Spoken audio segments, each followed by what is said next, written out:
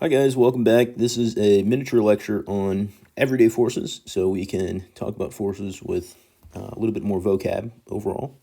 This is from Chapter 4, Section 4 of our textbook, so when you do your homework associated with this, that's the best place to look. All right, so as a quick recap, what are forces? Well, forces are a push or a pull. That's the basic definition. When we look at an object's motion, we're looking at the sum of the forces, which we call the net force on an object, and that causes the object to accelerate.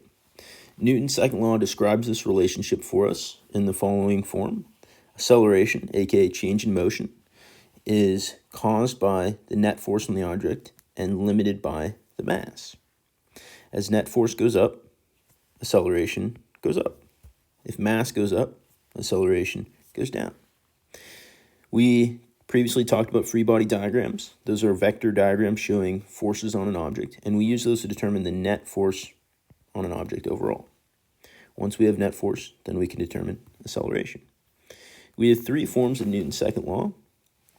Previously, we had used this sort of quick method to get the three different forms. If I want to find net force, I would say F net equals, and then I cover up net force with my finger, and we have acceleration and mass next to each other, so it must equal A times M, or M times A, same thing. Our other forms are acceleration.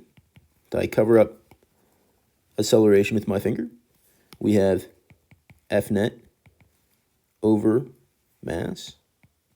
And our third form, mass, if I cover up this guy, is equal to F net over acceleration. So just a quick way to get the three different versions of Newton's second law.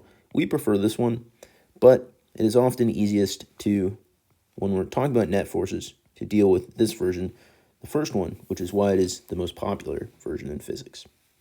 Okay, when we get to everyday forces, we have a couple of forces that are very common. So tension is a pulling force on an object. You guys are familiar with tension. It's exactly the same thing as you describe in everyday language.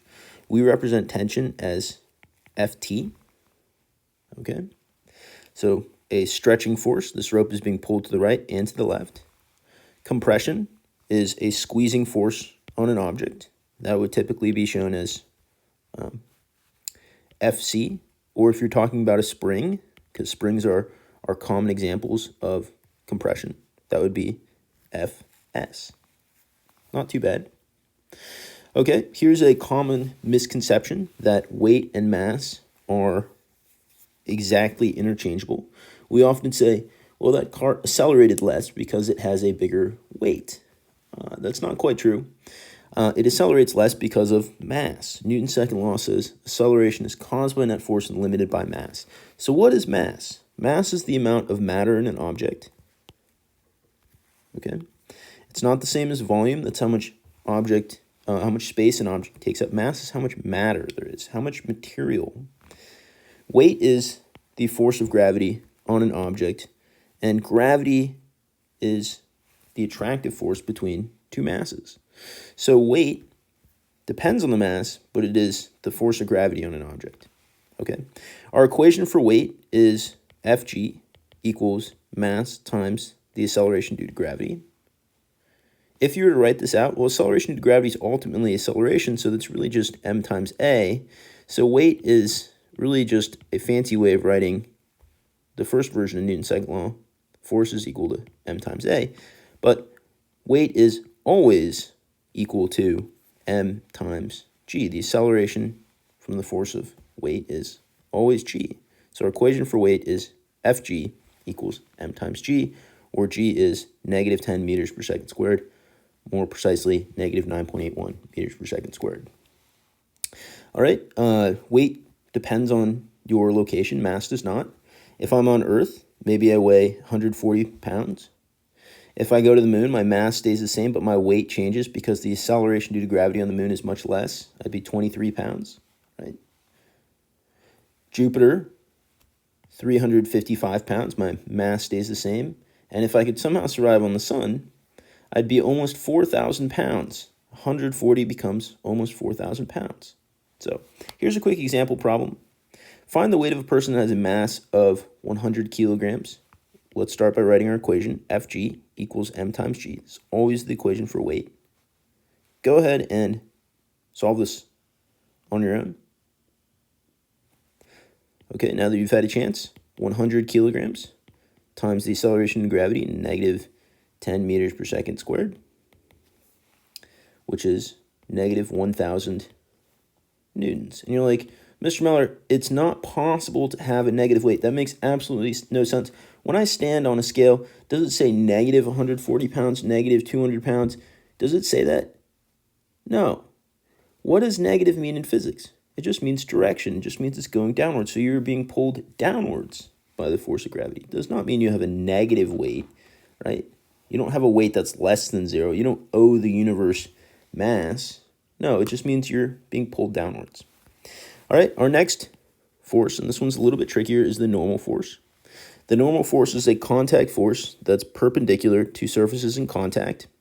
What does perpendicular mean? Well, perpendicular means at a right angle, 90 degrees. Okay. The normal force is a force that will increase or decrease to keep objects, surfaces from penetrating each other. And this is what keeps us from sinking to the ground or sinking into our chairs. Okay. So here's a good example. We have a box on a surface. We know that the box is being pulled into that surface by the force of gravity, Fg, that's equal to m times g, as we just found out. And why doesn't that box sink into the table? Well, we have the normal force, Fn, pointing upwards. And this will scale to be whatever is needed to make sure that the sum of the forces adds up to zero. We want to make sure that our net force, Fn minus Fg, is equal to mass times acceleration. We want to make sure that acceleration is zero. How do we get acceleration zero? By having Fnet equals zero. So this value will change to whatever's needed to make sure that our two surfaces don't penetrate each other, the box doesn't sink into the table. And how do we get that with Fnet equal to zero? Okay, so in this particular simple instance, Fnet is equal to negative force of gravity. And gravity is already negative, negative m times g. Okay? All right, what if it's a little bit more complicated? Well, one of the examples we'll talk about next week is, what if we have a box on a surface on an inclined plane like this, or as we prefer in everyday language, a ramp? Well, the force of gravity always acts completely vertically, that's Fg, but the force normal is perpendicular to the surfaces in contact. That means it's at a right angle. So here's the surface in contact. The force normal is going to be at a perfect right angle with that surface. Right? And so this tells us something a little bit interesting, which is, in this particular instance,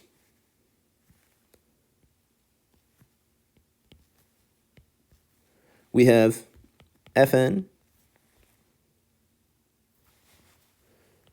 ends up being equal to Fg cosine of theta. All right, something we'll look at we'll look more into next week. Okay, but it scales to whatever we need to make sure that the two objects don't penetrate each other. All right, applied force is pretty straightforward. Applied force is a literal push or a pull. Okay, so if you're pushing a box, we would represent this as FA typically, which stands for F applied, but it's a literal push or a pull. All right, friction is also a little bit more complicated. The direction of motion of friction is always opposite to, or the direction of the force of friction is always opposite to the direction of motion. Friction, FF, is equal to the coefficient of friction, mu, times the normal force, which we'd say is Fn. Okay, why would that make sense? Well, the normal force is the force that is between two surfaces in contact, and if you push on something really hard, your normal force increases, and so friction would depend on, the force that's keeping our two objects in contact, and then the coefficient of What's the coefficient of friction? This is how rough our two surfaces are that are rubbing against each other. Okay, we have two types of friction. Static friction. This is the frictional force between stationary objects. Why do we specify static friction in particular? This is the stronger friction. All right. If you were to say, put your pencil on your desk and then try and just ever so slightly push it with your finger, right? Doesn't take too much force to move it. Maybe you try pushing your laptop instead, right? Takes a decent amount of force, but once it starts moving, it's actually easier to keep it moving than the push you had to give to get it to move to begin with. So it turns out that static friction, or stationary friction, is the stronger of our two types of friction. Then we have kinetic friction. That's the frictional force between two surfaces that are moving. Okay. Our overall equations, though, F static friction is equal to the coefficient of friction, the static coefficient of friction, times the normal force. And then we have the kinetic friction, which is moving friction, the coefficient of friction, mu, k, times the normal force. As simple as that. All right, to summarize, our basic everyday forces, we have the normal force. This is a contact force that increases or decreases in size to keep objects from penetrating each other. We have tension, it's a squeezing force, Ft. We have compression, Fc. We have friction, Ff. And we have two types of friction, static and kinetic. Static is stationary friction, it's the stronger friction. Kinetic friction is the friction between two moving objects. And that depends on the coefficient of friction, how rough our surfaces are, and the normal force. Applied force is the standard push or pull. And then we have mass and weight. Mass is the amount of matter an object has. Weight is the force of gravity on an object, and that depends on your location, if you're near the moon or if you're near the earth. All right, that's it for now. We'll practice this and see you guys in class.